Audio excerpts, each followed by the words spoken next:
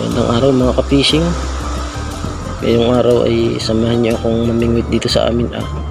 May gandang libangan Sabi nga ng ilang mga manonood ay kami nag-aabala.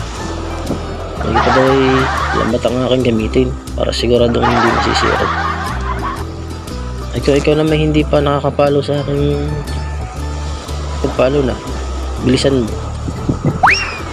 At tayo ay mahaba-haba ang oras na mag-aabala dito Shoutout nga pala dyan sa mga taga Real.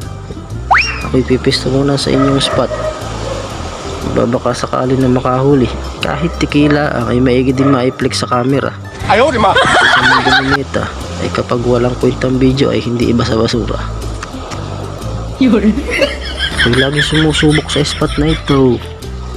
At ako'y naka-strike dito ng malaking GT.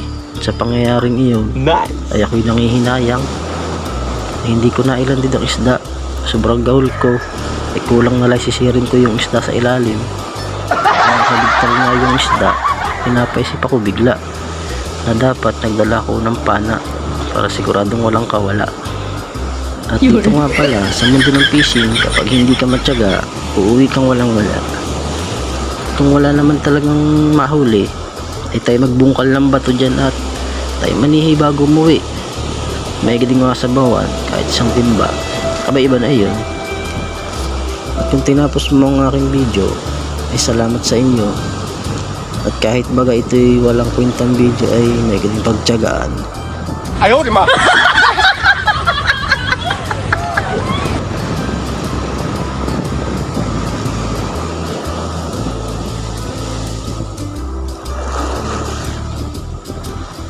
Bubuhol.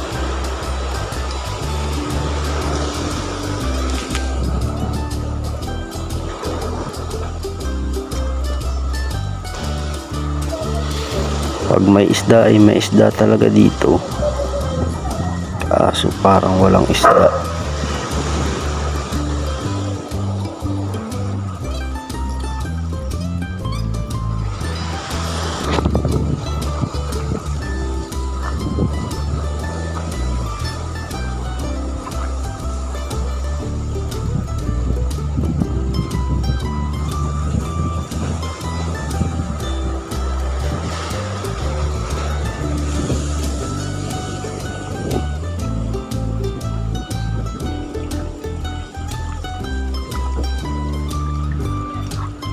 Ay uuwi na naman ang walang wala.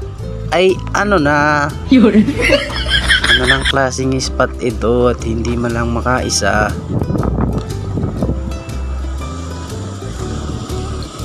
Lagi na lang ang uuwing luhaan.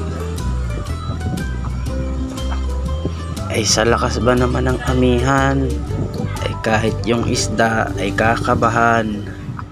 Ayaw di ma! Amihan, lakas ng dagat.